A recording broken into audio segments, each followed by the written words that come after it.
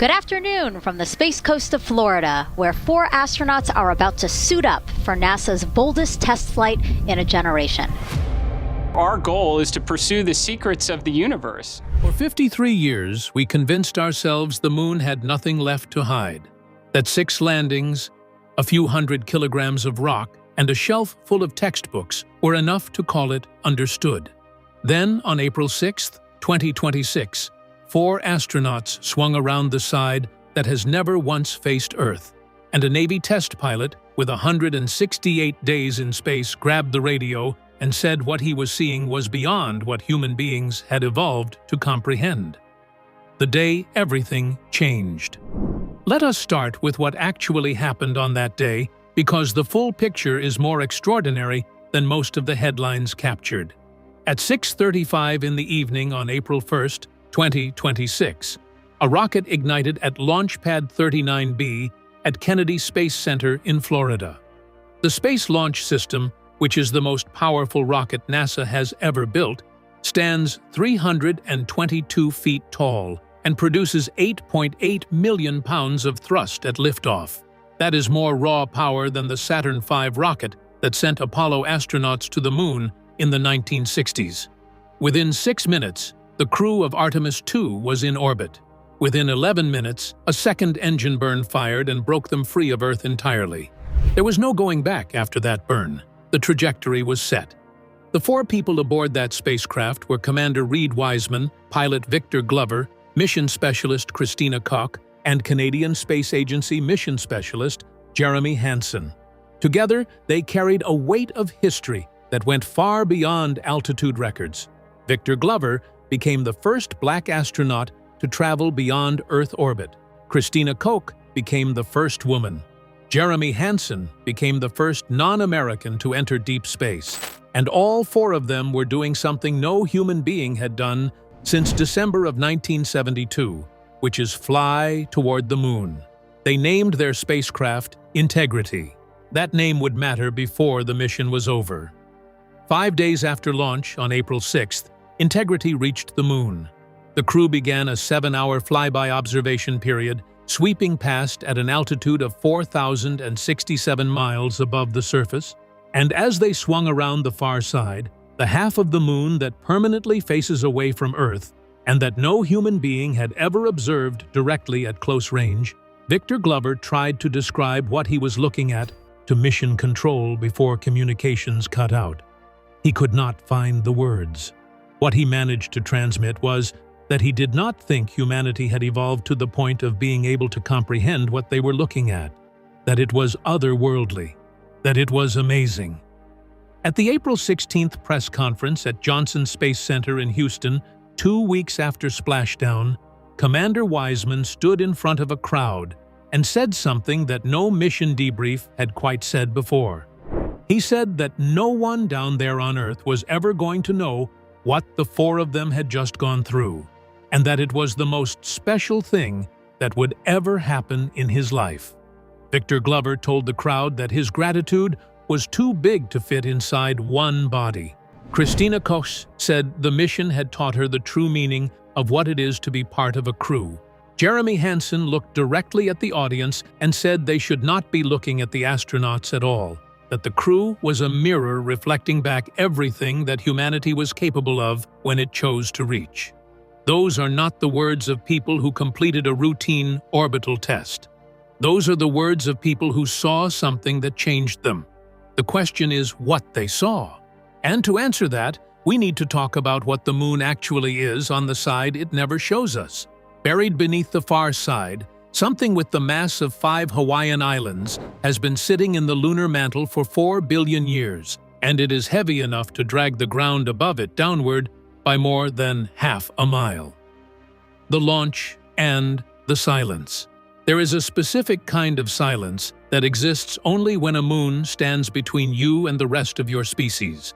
It is the silence of 2,160 miles of solid rock absorbing every radio frequency ever invented and leaving 4 human beings completely and irreversibly alone. At 6:44 in the evening on April 6th, as Integrity swept behind the moon and began its arc over the far side, Every communications link with Earth was cut at once. No voice from Houston, no telemetry, no abort commands, no way to warn the crew of anything. For 40 minutes, among the longest planned blackouts in the history of human spaceflight, the moon stood between them and everyone who knew them. What the crew chose to do in the opening moments of that silence says a great deal about who they were. Before the signal cut, Jeremy Hansen had quietly packed Canadian maple cream cookies specifically for this occasion. When communications dropped and the four of them were alone, they gathered together and shared them. It was a small, deliberate ritual to mark a moment that no one else on Earth could witness with them. Meanwhile, Integrity continued on its arc at roughly 60,000 miles per hour. 2 minutes after closest approach, the spacecraft reached 252,756 miles from Earth, making the four astronauts the most distant human beings who had ever lived. They surpassed by more than 4,000 miles the record set by the Apollo 13 crew in 1970. The difference is that the Apollo 13 crew reached that distance because their spacecraft was crippled, and they had no choice. The Artemis II crew did it on purpose. At 7:25 in the evening, the Deep Space Network reacquired the signal from Integrity. Mission Control erupted. The first words from Christina Koch were simple: "It is so great to hear from Earth again." The crew spent 10 days inside a spacecraft 16.5 feet wide, roughly the footprint of a large camper van, sharing a broken toilet, sleeping in microgravity, and making brief video calls to their families across a communications delay that made every conversation feel like reaching across a canyon. Wiseman later said one of the most affecting experiences of the entire mission was hearing his crewmates on those calls, giggling and crying and gasping and loving their families from 250,000 miles away. The far side that waited behind that blackout is so fundamentally different from the face we see every night that scientists still cannot fully explain why the same object formed two completely opposite landscapes on either side of itself. A world built from catastrophe. The moon. Most people picture, when they look up at the sky, is only one version of the moon. The near side, the hemisphere that has faced Earth without interruption for billions of years due to a phenomenon called tidal locking, is covered in vast dark plains called maria, the Latin word for seas. Ancient lava poured into enormous impact craters, cooled, and created the smooth basalt floors that give the moon its familiar face. About 31% of the near side is these dark volcanic plains. The far side has almost none of that. Less than 1% of its surface carries those smooth volcanic plains. Instead, it is crater stacked on top of crater, stacked on top of older craters still, 4 billion years of bombardment with almost nothing ever erased. When Jeremy Hansen first glimpsed it through the windows of Integrity, the word he found was moonjoy. It was not a joke. He also said in a live transmission to Mission Control that what shocked him most was the sheer three-dimensionality of it. From Earth, the moon appears as a flat disk. From 4,000 miles above its surface, it becomes unmistakably a sphere, its curvature obvious and enormous, tilted at angles never visible from home. The crust on the far side is approximately 50 kilometers thicker than on the near side, and no single theory fully explains why. The leading hypothesis involves a catastrophic second impact near the moon's south pole early in its history, so violent that it drove radioactive heat producing elements toward the near side. That surge of heat produced the volcanic flooding that smoothed the near side while the far side remained thick, cold, and undisturbed by anything except the constant rain of impacts from space over billions of years. That original cataclysm left behind the South Pole Aitken Basin, the largest preserved impact crater in the entire solar system. It stretches 2,500 kilometers across and plunges 13 kilometers deep. Placed over the United States on a map, it would swallow everything from Texas to Virginia. Its rim mountains reach 8,500 meters, comparable to the highest peaks of the Himalayas. The Artemis II crew became the first humans to observe its eastern edge directly. Every piece of data on this structure before April 6, 2026, came through robotic instruments. NASA designed the Artemis II flight path to expose roughly 21% of the far side to direct sunlight from the crew's perspective precisely because these were features no astronaut had ever witnessed firsthand. Among the 30 science targets during the flyby was the Orientale Basin, a 600-mile-wide impact scar 3.8 billion years old, sitting on the boundary between the near and far sides and looking from orbit exactly like a bullseye pressed into the Moon's western edge. The crew also targeted the Hertzsprung Basin, a 400-mile-wide crater to the northwest, whose features have been worn down by subsequent bombardment. By comparing the sharp geometry of Orientale against the degraded structure of Hertzsprung, scientists in the Science Evaluation Room in Houston were constructing a real-time geological timeline using the crew's eyes as their primary instrument. Before reaching the far side, the crew also photographed Reiner Gamma, a bright swirling pattern on the near side that looks like someone dragged a white paintbrush across dark rock. It has no physical height. It is not a crater or a volcanic deposit. It is a flat optical feature sitting in perfect alignment with a localized magnetic anomaly in the crust directly beneath it.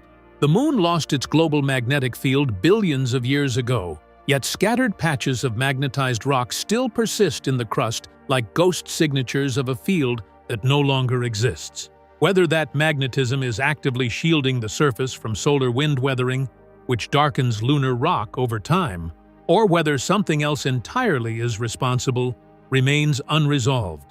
Beneath the floor of the South Pole Aitken Basin, something has been sitting in the Moon's mantle since the solar system was young, dense enough and massive enough to warp the gravitational field above it and pull the ground downward by more than half a mile. The mass that should not exist. In 2019, planetary geophysicist Peter James at Baylor University combined two data sets that had never been analyzed together. Gravity measurements from NASA's Grail mission, in which twin spacecraft mapped minute variations in the Moon's gravitational field, and topographic data from the Lunar Reconnaissance Orbiter. What emerged was a mass anomaly sitting at least 300 kilometers beneath the floor of the South Pole Aitken Basin. Not a small irregularity, but a blob of dense material with a minimum mass of 2.18 quintillion kilograms. James described it to make the number concrete. It is roughly equivalent to burying a pile of metal 5 times the size of the Big Island of Hawaii underground. Its gravitational pull measurably drags the basin floor downward by more than half a mile. The most credible explanation is that this is the metallic core of the asteroid that punched the basin in the first place. When the impactor struck at a shallow angle, its iron and nickel core survived partially intact rather than vaporizing entirely, sank into the lunar mantle, and never came back out. 4 billion years later, it is still there. Embedded like a bullet fragment, the body never managed to expel, pulling the ground above it slowly downward. That is the mass anomaly. The far side also holds a second secret that is in some ways more unsettling because it involves a rock type that has no business existing on the Moon at all. In 2023, researchers detected a thermal anomaly under the far side, a region approximately 50 kilometers wide, registering roughly 10 degrees Celsius warmer than everything surrounding it. The source is almost certainly a massive buried block of granite. Granite requires 2 ingredients the Moon does not possess: water and plate tectonics. The Moon has neither and never has. Yet there is a granite body beneath the far side, believed to be the remnant core of a volcanic system that went dormant 3.5 billion years ago, its heat still leaking into surrounding rock. Lead scientist Matt Siegler noted publicly that the finding looks far more like something expected on Earth than on the Moon, and asked the question nobody had anticipated needing to ask: what else is still warm under there? Then there are the lava tubes. Radar data and orbital imagery have revealed what appear to be extensive underground tunnel networks formed by ancient lava flows that drained and left hollow tubes behind. On the Moon, where gravity is 1/6 as strong and ancient flows were far larger in scale, some of these tubes may be vast enough to shelter entire research structures. Their entrance pits are visible from orbit. Whether they contain trapped gases, mineral deposits, or ice in permanently shadowed sections is entirely unknown. They remain sealed, waiting.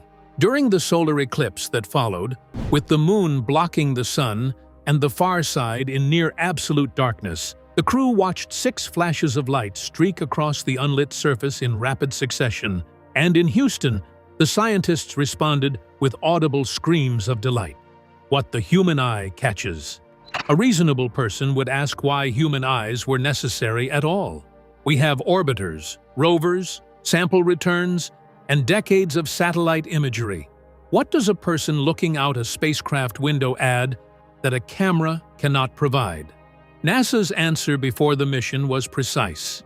Human eyes and the brains behind them detect subtle variations in color, texture, and 3-dimensional structure simultaneously, drawing on a lifetime of experience to flag anomalies in ways no robotic sensor currently replicates. The Artemis II crew trained for months in Iceland and other volcanic environments to identify and describe geological features rapidly.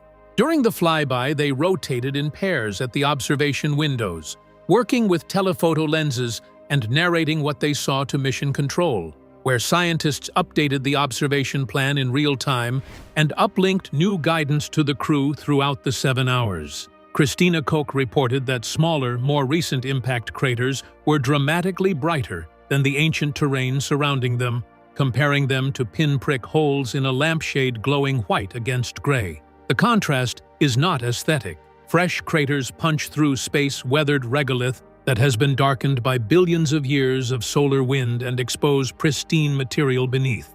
Brightness equals youth. Darkness equals age. The entire surface is a map of geological time written in light, and the crew was reading it directly. Victor Glover became absorbed by the Terminator, the line where lunar day meets lunar night. Along that boundary, sunlight arrives at extreme grazing angles, throwing shadows kilometers across flat terrain and amplifying every ridge and crater rim into sharp relief.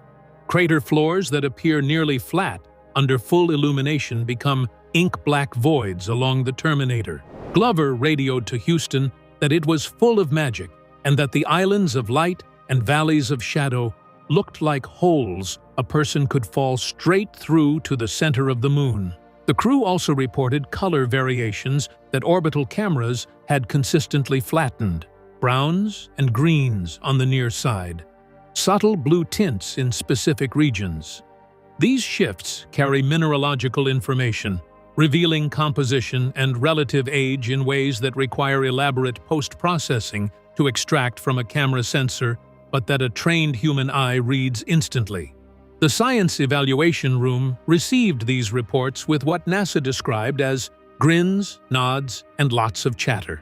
Wiseman later said at the press conference that if Integrity had carried a lunar lander, at least 3 of his crewmates would have been scrambling to get inside it and fly down the moment they saw the surface up close. That is a Navy commander and veteran astronaut telling you precisely what direct sight of the Moon does to a person trained to explore it. When the sun slid behind the Moon and the far side went dark, 6 points of light streaked across the unlit surface in rapid succession, and not one camera aboard the spacecraft was fast enough to record even a single frame of any of them.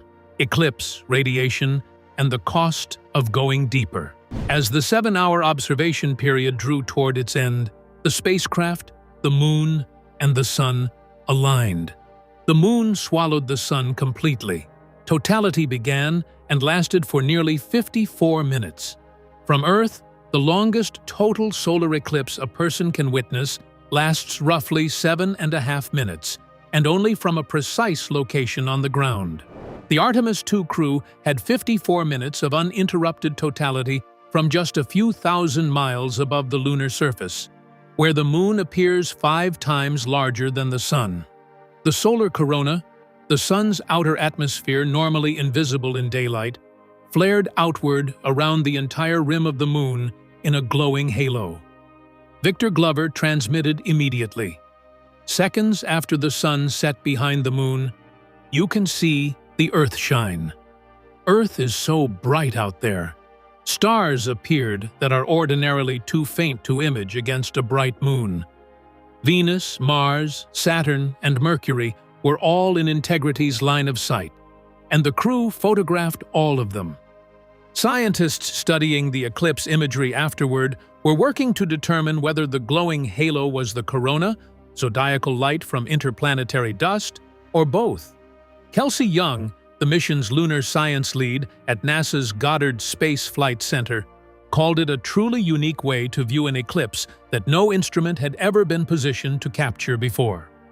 During the totality period, with the far side in near absolute darkness, the crew had been trained to watch for meteoroid impact flashes, brief bursts of light from small rocks striking the unprotected surface at tens of thousands of miles per hour. Nobody genuinely expected them to see any. They saw 6. Wiseman reported in real time. That was definitely impact flashes on the moon, and Jeremy just saw another one. When Kelsey Young asked about duration and color, Wiseman said each flash lasted approximately 1 millisecond, the fastest a camera shutter can open and close, and appeared white to bluish white. Hansen said each one was like a pinprick of light.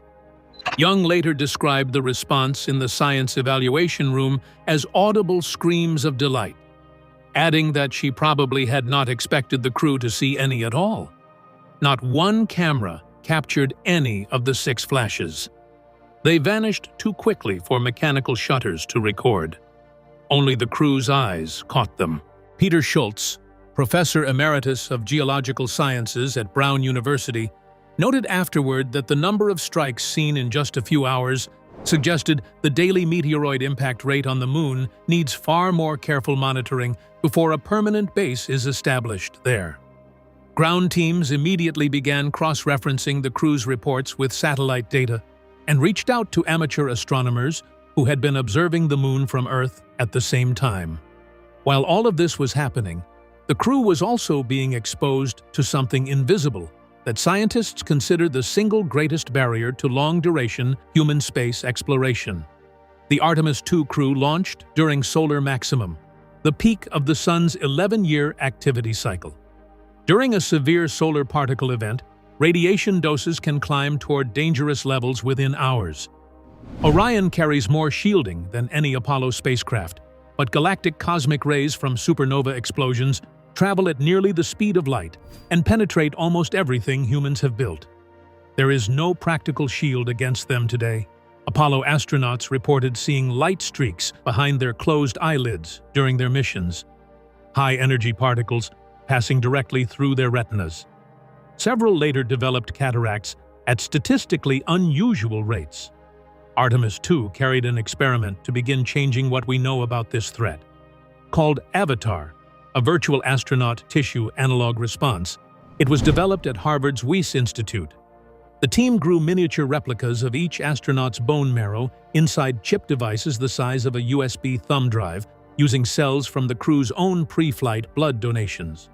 One set of these chips flew aboard Integrity for the full 10 days. An identical set remained on Earth as a control. Post-mission, scientists are now sequencing the returned chips at the single-cell level, measuring how thousands of genes changed inside living human tissue during 10 days of deep space radiation exposure. Wyss Institute Director Donald Ingber said the aim is to study risks in a personalized way never before possible, ultimately building radiation countermeasures tailored to individual astronauts on individual missions. The same technology could improve cancer radiation therapy on Earth. When Earth reappeared on the crew's displays after the blackout, and the eclipse ended, the crew transmitted an image that mirrored one of the most famous photographs in human history. Except in this version, Earth was not rising. It was disappearing. What the far side is telling us. At 6:41 in the evening on April 6th, minutes before the communications blackout, Christina Koch watched Earth slip behind the lunar horizon through the window of Integrity. NASA named the resulting photograph EarthSet. It mirrors Earthrise, the image taken by Apollo 8 astronaut Bill Anders on Christmas Eve of 1968. But in Earthrise, Earth was rising into view above the lunar horizon, present and reachable. In Earthset, Earth is leaving. Koch said the moment lasted just a second or two, that something drew her suddenly into the lunar landscape and it became real. She said, "The moon is its own body in the universe, not just a poster in the sky that goes by, and that when you have the perspective of standing on the other side, it reminds you that everything we need the Earth provides, and that you cannot truly understand that until you have had the perspective of the other." The crew named 2 craters during the flyby. The first they called Integrity, after the spacecraft. The second they named Carol, after Commander Wiseman's late wife, Carol Taylor Wiseman, who died in 2020. Carol Crater sits on the boundary between the near and far sides, visible from Earth with a telescope if you know exactly where to look. It will carry that name permanently. The far side is already the focus of active international science. China's Chang'e 4 lander touched down inside von Karman crater in January of 2019, the first soft landing on the far side in history, requiring a relay satellite called Queqiao in a halo orbit beyond the moon just to maintain radio contact. The Yutu-2 rover found olivine and pyroxene in the surface material, minerals from the lunar mantle, confirming that the South Pole Aitken impact had excavated material from hundreds of kilometers deep. In 2024, Chang'e 6 collected physical samples from the far side and returned them to Earth, the first material from the moon's hidden hemisphere ever brought to a laboratory. Scientists were still working through those samples during the Artemis 2 mission. The far side also offers something no other location in the inner solar system can match: permanent shielding from the electromagnetic noise of human civilization. Every cell tower, broadcast antenna, satellite uplink, and Wi-Fi router on Earth is blocked by 3,400 kilometers of solid rock. Earth's ionosphere blocks all radio frequencies below approximately 30 megahertz, cutting off an entire range of cosmic signals that has never been detected from anywhere on or near our planet. Telescopes on the far side of the moon could hear those frequencies for the first time, including signals from the period of recombination when the first hydrogen atoms formed after the Big Bang and emitted radio waves that have been traveling through space ever since, waiting for a receiver that is not buried beneath an atmosphere. NASA and the European Space Agency have already proposed observatory concepts for this location. Now take everything together: the mass anomaly that warps the local gravity field, the granite body that required water and plate tectonics to form, the 2 hemispheres that no single theory fully explains, the magnetic ghost signatures in a crust that lost its global field billions of years ago, the moonquakes that Apollo seismometers detected, shallow tremors in a world we declared geologically dead, the sealed lava tubes large enough to shelter research stations, the 6 impact flashes that only human eyes were fast enough to catch. We built our model of the entire moon from 6 landing sites, all on the near side, all chosen for safety, and declared we understood the object. That is the equivalent of landing in the Sahara Desert and concluding the entire Earth is made of sand. The Artemis 2 crew splashed down on April 10, 2026, in the Pacific Ocean off San Diego, after 694,000 miles. The avatar chips are being sequenced. The flyby photographs are being processed. The meteoroid data is being cross-referenced with satellite records. And Artemis 3, the mission that will land humans on the moon for the first time since 1972, is being shaped directly by what Wiseman, Glover, Koch, and Hansen observed. The far side does not just contain things we did not expect. It contains things that force every assumption about how moons form, cool, and evolve to be rewritten. Every answer it gives opens 3 more questions, and the questions keep getting harder. The next missions are not flying past. They are landing. We spent centuries staring at half a moon and calling it understood.